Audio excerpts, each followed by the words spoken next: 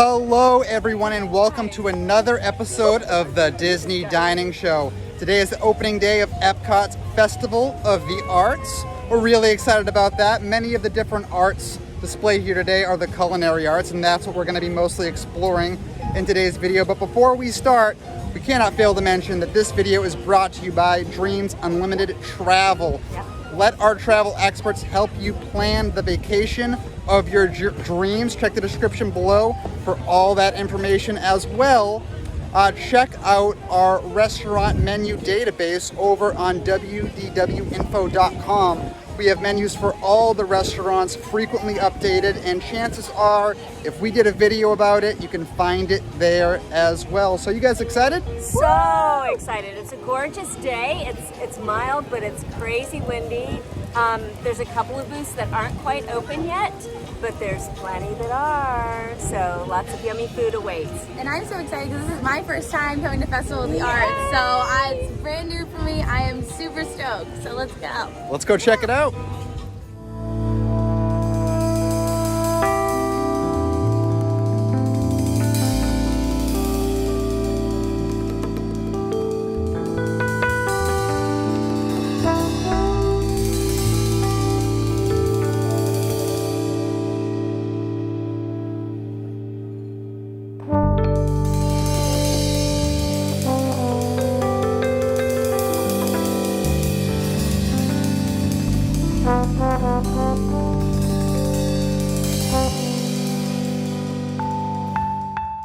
Alright, so just made our first stop at China, the booth in China. That is the Painted Panda. A cool thing about the Painted Panda, which I'll insert a little clip right here, is you can actually get this handmade candy. Really, really cool. We didn't end up doing that, but we did end up choosing the two food items here. That was the spicy beef shumai, and that was $10.50. And then the char siu pork bun, I think I'm saying that right, and that was $7.50, I believe. Now the pork bun had like so it's kind of like a boneless pork rib. It's kind of like what it was going for there. Really like mild, safe choice, and then it had the flavor kind of on the side in the form of a sweet sauce. So that was really good. And if you're not somebody who's like into potent flavors, this would be an awesome pick. It was very, very subtle flavoring until you added that aspect of the additional sweet sauce. Now the spicy beef shumai, that was my favorite of the two for sure. I just scooped it on up and threw it in my mouth. We were talking about it might being a little spicy. I didn't get that. It had a nice spicy kick, but nothing too overwhelming. Kind of like the spicy sauce was like kind of like a little bit of a aioli, a spicy aioli, but very refreshing too. That cucumber on the bottom added a nice bit of refreshingness to it. I really like that. And for $10.50, I mean, I think that's still pretty good because you got three of them. So really good to share. And yeah, I would if I came back here, which I probably will, I'm definitely gonna go with that one. So Morgan and I have our 2 cents worth about the Painted Panda. Like Fiasco said, we tried both offerings. So we had the char siu pork bun, and we had the spicy beef shumai. And we did ask for help on the pronunciation from the amazing cast members. If you ever need details about any of the dishes, ask the cast members. They are absolutely delightful, and they're a fount of knowledge. So let's start out with the pork bun. What did you think about that? I wasn't the biggest fan. I needed a little more flavor, and I did start with the spicy. So going from that pack of flavor down to this was like a little bit opposite. Kind of disappointing a little bit. The meat was a little too chewy. Like it was a little difficult to get through. And the fruity flavor, what flavor would you say that is? Well, that's very jam-like. Yeah, no, it's like a sweet and sour sauce is what it amounts to. It is spicy and sweet. They put a great yin and yang thing on the menu this year. So Jungle Skipper Canteen has a pork char siu dish on the menu, which I've had, and it doesn't involve a bun over at Jungle Skipper Canteen. It's actually an entree. And it's really good, and it's comparable. It's for me, I enjoyed the pork bun. It's got a sweetness to it, and that's really appealing, and a great bao bun. You can't go wrong with just the doughy, pillowy. I do like the bun. It's Yeah, so good. you can put anything in it. It's so good. Yeah. So, what did you think about the spicy? I loved it. I Yeah? was worried because I do have a tolerance to spice, and I was like, oh, I don't have water with me, so I always like to have a little water. I didn't need it. It was enough spice and flavor, and it had a good kick. And then just the texture of not the bun. What is it called? The wrapper, the wonton Yeah, the wrap wrapper. made it made a really good texture, and there was a little cucumber at the bottom of it, and it was all really good. There was 3 of them, and so we each got one, and I was like, I kind of want to go back and buy this for myself right now because I really, really enjoyed That would it. be okay. We would look at the other one. On top of each of the shomai pieces, there was a dollop of this orange sauce, and that's where a lot of the cake is housed, is in that orange sauce. And it's very similar to the orange sauce that Lotus Blossom has here typically for the vegetable spring rolls during the Epcot International Flower and Garden Festival. That is one of my favorite things are those vegetable spring rolls with that sauce.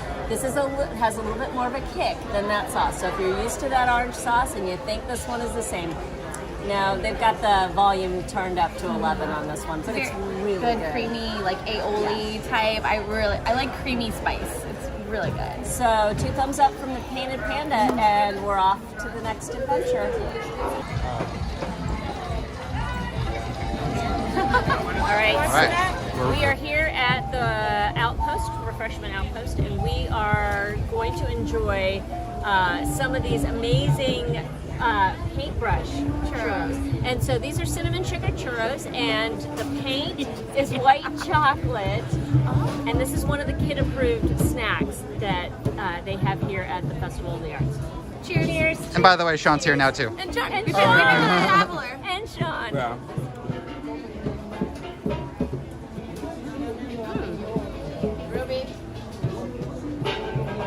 Okay. Not what I was expecting. As you lap up the rest of the white chocolate. Yeah, I like it better, the parts that have the icing on it. So Definitely. it gets a little dry when you get down to the bottom of this thing.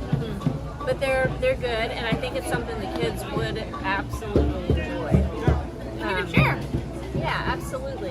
It's cute and it's good for Instagram. Morgan had to grab a couple of Instagram pictures beforehand, which is a good thing. So definitely, if you're halfway around, part of the way around. Do you remember how much it was? I don't. You paid.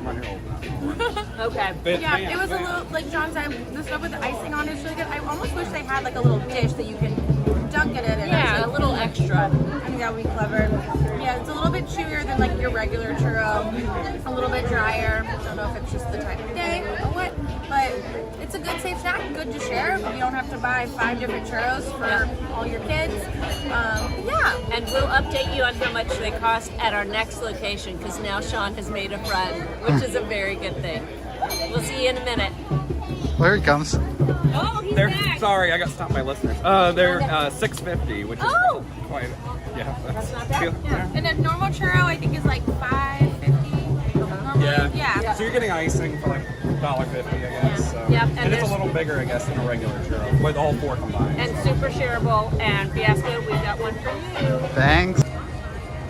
We are at the Cuisine Classic booth here in Germany. Now, keep in mind, even though the booth is located physically near the Germany pavilion, it is not German cuisine necessarily. So this booth is inspired by the art of the 18th and 19th century, and the dishes are braised. So they're focusing on a certain preparation here at this booth, which is kind of exciting and a little bit different.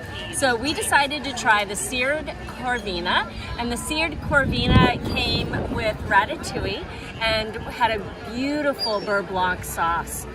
And it was just divine. I know you didn't have it because The presentation was beautiful. Oh, yeah. I thought about eating it, or trying it, but I'm not a big seafood person. But it was beautiful looking. no, the beurre blanc sauce was the winner here. The corvina is a nice white, firm fish, so that's going to kind of morph into whatever you need it to be, depending on what the preparation is. Just the richness, the creaminess of the beurre blanc is really the standout here. We also had the red wine braised beef short rib with parsnip puree and baby tomatoes and broccolini and aged balsamic. And Morgan, what did you think about that? It was heavenly. Heavenly is the word I would choose to describe this. The flavor was so rich but not too powerful that if you're like a picky eater, I think you could still enjoy this, but if you are more adventurous, this wouldn't bore you. All of just the textures and everything, it was so good. The pork, was it pork, right? It was beef. Beef was just came right off. It was so delicious. I know the last two things we've been describing is very chewy, and this was a nice change of not pace. chewy. I love this. What do you think? Yeah, it was delicious. It's very rich. It's it just reminds you of it's a comfort food is what it is. So if you're looking for a little taste of comfort food, this is going to be perfect. In my book, anything with broccolini in it is a winner. And for the price, these two dishes are fantastic. So the short rib was $8 and the corvina was $7.50. All right, fellas, what did you think? Oh, the braised beef, like the others already said, was delicious. Leave the knives in the little dispenser. You don't need them. Just cuts right through with a fork. Absolutely delicious. The tomatoes really juicy. This was my favorite dish by far so far. And for $8, it's quite a deal in comparison to everything else that you're looking at. Now, the ratatouille dish, what was it again? Seared corvina. Corvina, right. So this isn't something that I would normally order. Not something that I would normally try either, but I decided, because I don't really like the creamy sauce idea, so I tried to give it a go anyways. And for somebody who doesn't really like this type of dish, I actually really did like it. So for somebody who is into this type of dish, you know, maybe even doubly so. But what do you think? Yeah, I like the corvina a lot. I thought the fish was really well made, especially for like a lot of times at these festivals that have the booths outside. It's not, you know, it's not the traditional kitchen. It's not the traditional people that are generally cooking in these Disney restaurants. And a lot of times, especially with fish, it's really overdone. And this was not overcooked at all. It was really good. The beurre blanc sauce was amazing. It was, I would love to have that on everything. It tasted really similar to the butter that's on the filet at the Canadian Pavilion at Food and Wine, if anyone does that. It kind of had a similar taste to that. The ratatouille part I thought was okay, but I mean, it is like an outside booth making ratatouille, so I didn't expect a ton. If you've had Lamplight Lounge at Disneyland, their ratatouille is better than this, but that is what they do there. Like, it's a sit-down restaurant. Right. The braised beef was so good. That was, I think, the best thing I've ever had at one of the walk-up booths for any of the festival booths.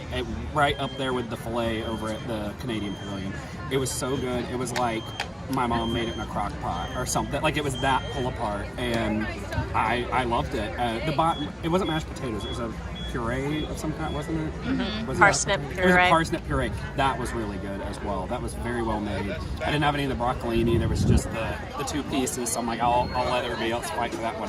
But the big thing, even when I sat down, I was like, oh, I forgot to bring forks for everybody, and you did not need them. Like, Fiasco was right on that. You literally just took your your fork and just sliced it as well as you could. It was a great shareable dish. Between the two, I'd probably pick the braised beef again, even though both were really good. And there's several booths where, like, you may not like anything there, so just get both at this. Yeah. All right, so we are in the Japan Pavilion now, and we brought Rhino along with us. Just keep picking up people as we go along. But here we got everything on the food option menu, which was the vegetable gyoza, the sushi donut, and what was the other one? Taiyaki. Taiyaki. Yes. What did you guys think? I liked it all. I'm going to talk first because I'm inhaling it. The taiyaki was the fish-shaped cake stuffed with a sweet red bean filling served with green tea, chocolate, and whipped cream cheese.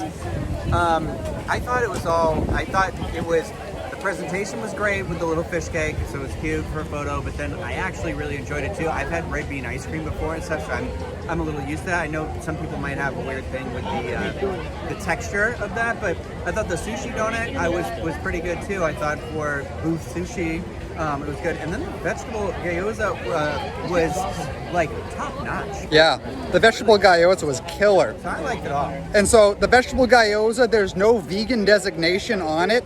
It's obviously vegetarian. And Denny pointed out to me before we started recording, it's one of the kid-friendly options.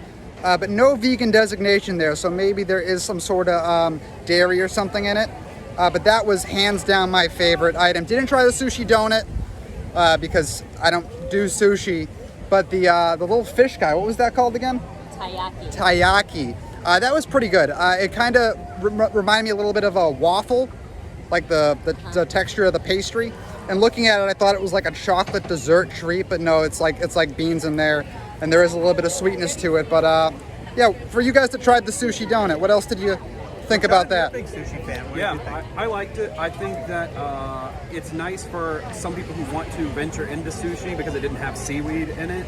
And that's usually like a big thing for people. They're like, I hate seaweed, I hate the texture of that, I hate that. So it's a safe bet for people without that. Honestly, all this food, it is good, but you have to like this kind of food. So I think this is a booth where if you're excited when you go in and you're like, this sounds good, then you'll enjoy this. If you look at it and you're like, that doesn't sound like me, it's not you. Like, no, then you probably wouldn't like it. Except they're not pot stickers. I know. Gyoza. That could be very universal for people. Yeah, I love that you called them pot stickers because that does translate. For somebody, I have passed by this booth, I cannot tell you how many festivals, and I just keep on trucking. But pot stickers, I understand. I like that. So the gyoza was really good. Do it. The taiyaki was so good. So it was so cute to take a picture of, and then it was just really sweet. Yeah. So that's a nice, very approachable thing. So if you had passed by this booth for years, you can stop Yep. this festival and try some of the very approachable items. Especially if you are somebody who is vegetarian. I'm not. I prefer dishes that have meat in them, but I still really enjoyed that, even despite that. So that's the big kicker there. So it must be really good for people that are vegetarian. Oh, Yeah. yeah. Morgan, 2 cents worth, babe. My favorite thing was the vegetable gyoza. It was so good, so flavorful. I forgot what it looked like. We ate it so fast because it was that good. That was definitely my favorite thing on here. I did try the sushi. Not the biggest fan, but I did like the point about the seaweed. I kind of thought about trying it, but nah, it's fine. And then the taiyaki was very cute, adorable. The bean part kind of threw me off a little bit with the texture, but it was very sweet and delicious, and it wasn't bad at all. Awesome. So That what was Goshiki. do you think? On to the next one? I think so. Tally ho. Big hummus festival. Interesting. We're here in Morocco. Got the 3 things on the menu again. Of the 3 things we ordered, I think the spicy beef, which has, it comes with pine nuts, which I didn't really get a lot of the pine nuts in there, but the dried cherries, hummus, and pita chips. Actually, I'm not 100% sure I really got any pine nuts in this, to be honest with you, but I thought it was good. I thought the hummus was really good. It says spicy beef. I would not qualify this beef as spicy whatsoever. But I think that was my favorite thing. I call it theme park spice because it's like spice, like flavor. I think that's more pepper is more labeled as flavor. theme park spice. Yeah, that's like theme park spice. We also got the Mediterranean flatbread and Shabakia, that's what it's called, Shabakia.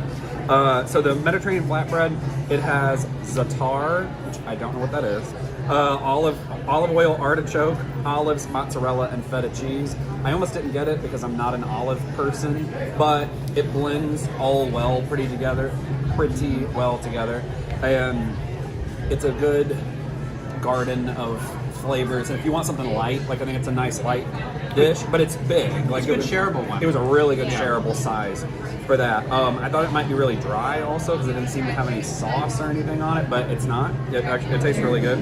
The chabakia is fried dough coated with honey, rosewater, and sesame seeds. I could really taste each of those things, like the honey, the rose water, and the sesame seeds. I thought it was a really good bite or two, but I wouldn't want to eat the whole thing, especially by myself. I'd split it between literally a group of 5, and that was about the minimum I'd want to eat of it. Yeah. It's just such a distinct flavor. You really have to. I wouldn't even say like it's got spice like it's like a dessert. So I don't know what to compare it to, but it's worth trying if you're adventurous, and then splitting with somebody else who's adventurous. So that's about it. All right, so the spicy beef, the way I would describe it is kind of like a deconstructed taco as far as like the ingredients and the flavors are concerned. I thought you were going to say you'd describe it like rhino, spicy beef. Well, yeah, but like, and the other thing that you guys were mentioning, like it wasn't spicy though. Like I wouldn't call this really spicy at all. If anything, because I did get some of the dried cherries in with my bite, if anything, it was more sweet. I got a little bit on that very last bite I just took before Yeah. we started recording a thing. I could taste it a little bit now, but, Yeah, but- very, very minimal. Like you were saying, definitely approachable, right? Oh, completely. Okay, so this is another booth that I have stopped at when it has something that I can easily understand and go, okay, if I'm just going quickly and I don't want to throw a lot of money behind something I don't fully comprehend what the tastes are. So here's the deal, guys, stop at this booth. That's the moral of the story. Stop at some of the booths that maybe you haven't stopped at before. This was completely approachable. It's like Moroccan nachos and the Yeah. nachos, and even the kids are gonna like this. It's hummus and it's pita chips. It's great. We have since this is breaking news. So za'atar, we now understand what it is. It's herbs. It's a culinary herb that's used. It's a combination of sumac and salt and hyssop. So how cool is that? That's on the flatbread. Very cool. It's on the flatbread, which was also very good. It was a very fresh flavor, fresh taste, which was really nice. And I agree with what Sean said about the dessert, the tabakia. One bite, I had 2 bites, and that was plenty. The rose water, I could totally, like the scent of rose water was in my mouth, almost like a perfumey taste. So that would have been enough, definitely, for me. Sorry, I just wanted to add one more thing. The flatbread, we had this last year too, and for somebody who doesn't like cheese, because this has mozzarella and feta on it, I look past that because I really do like this a lot. The flatbread is a huge slam dunk for me. But My favorite thing on here was the spicy beef. Like everybody's kind of already said, it wasn't very spicy at all. I think it's a good flavor, but not crazy. I think all of these were very safe flavors. Nothing I think Moroccan, I feel like it's going to be almost like too exotic for me, but these were all pretty tameable. I enjoyed a little bit of everything, but I definitely think the hummus was my favorite.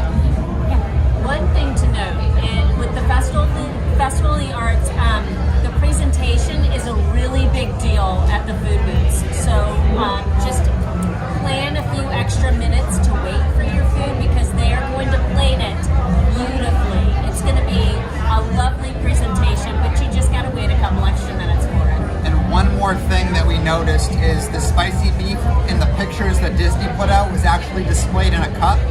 And as you can see in ours, that's not how it came. So just something to keep in mind. At first glance, you might be like, that's not the spicy beef Disney has. It is the same things, just Maybe in a they ran out of different... cups today. Yeah, maybe. Oh my gosh, this was the best ever. It was heavenly. It was chocolate cake. No, I was trying to read the actual name. I have no idea how to say. Where did he go? Where's the French expert? We need the French. Just give us a second, Danielle. You've been designated. Okay, Melia au chocolat Valrhona. She even says it so beautifully. Melia means mid-level, so mid-level sweetness. So it wasn't like over-the-top sweet. It wasn't without sweetness. It's kind of, they just kind of go for the middle. That's what that is. Yep, they were correct. Yeah. beautiful, amazing. The texture was so good. It like was ooey gooey, but also like held together. Oh my god! I got woken up. I'm so excited by it. Yeah. Let's get it was another. really good. Similar to like lava cake, I guess that would be the American equivalent of that. Would be lava cake-ish. Yeah. And again, they took such care with the presentation. As Sean and I stood there, they were very exact about where the sauces went. Just each dollop placed with a whole lot of love. So it's pretty neat to see. All it needed was ice cream. Oh, of course. Oh yeah, Yes, that would have been no. good. Yeah. No. If only it had ice cream. It didn't No. need it. It was perfect. It was perfect. Highly recommend. This is probably so far in my top 3 favorite things. For sure. All right, everybody. So that is going to do it for our Dining Around the World for Festival of the Arts. Now, there were 2 other booths we would have liked to get to. That's Pop Eats and the Deconstructed Dish. The one I was looking forward to the most Yeah. Pork belly. hasn't been open all day. So apparently they're saying hopefully tomorrow, and as of recording this video, it is opening day. So hopefully tomorrow. But for what we did try, what did you guys think? 2 thumbs up. There were so many booths at which we loved all the things, and I just think that's fantastic because there's 5 of us here, so we have a lot of different palettes that we walk into this experience with, and we all were pretty excited. I joined you guys so late too, but everything I had along my part of the journey, I thought was, even the stuff where I was like, oh, I probably wouldn't get again just for my own flavor profile. I thought the food was made very well. Yeah, You know. I think this the dishes here were one of the more value friendly compared to, based on like what you pay and what you're actually getting. I feel satisfied with a lot of the food I got. Whereas when we review Flower and Garden and Food and Wine, a lot of times I feel like there were 1 or 2 in there that I was like, wow, I really like that. And then a lot of them were just like, not really. And this had a lot of high points. Yeah. And For this being my first Festival of the Arts, there was a lot of really good choices, and I'm definitely going to go back to some of the booths and I'll get it again. I'll get it a second time. Well, I do want to ask, because like we get, for like the Dreams, the travel agent side of this, we get a lot of people who say, I'm coming for Flower and Garden, I'm coming for Food and Wine specifically. Do y'all think Festival of the Arts now is enough to be like, I will come to do that? Yes. The same way. Yes. And we had the opportunity to meet listeners and viewers all around the world showcase, and so many of them said, this is my favorite, this is my favorite. I love the Festival of the Arts, so yes. And I know we didn't we highlighted the food today, and the food was all great. My favorite being the braised beef, vegetable gyoza, a close second. But another thing that's really awesome about Festival of the Arts is the merchandise. If you're comparing the Epcot festivals and which one has the best merchandise, Festival of the Arts, hands down, for merchandise, it's the best. I think it also has the most unique things to look at as well, as far as the merchandise goes. I felt pretty satisfied. Usually I walk right past them because it's just like the branding that just says like Flower and Garden Festival. I'll do a quick once through. I'm like shirt, hat, apron, done. But this, I wanted to go in each one, look at the different paintings, look at most of the artists are there, so you can talk to them and they explain like what their vision is. And it's Disney art, so it's really neat. There's a different vibe to this festival than you get at Food and Wine. So if you have kind of said, I don't do the festivals because there's there's a lot of people who are all about drinking around the world at Food and Wine, and that's more power to you. But there's just a different vibe to this festival, and it's fantastic and super family friendly. Yeah, if you can hear the smooth jazz in the background, you'll get a sense of like what the vibe around here is. Yeah. Very classy. So yeah, guys, like we mentioned at the front of this video is brought to you, like many of them, by Dreams Unlimited Travel. Let our experts, like Sean here, help you plan the perfect vacation of your dreams. All that information, again, can be found in the description below, as well as a link to our restaurant database. So check that out if you have any questions that we might have not answered in this video that you're trying to figure out. And yeah. Are you okay?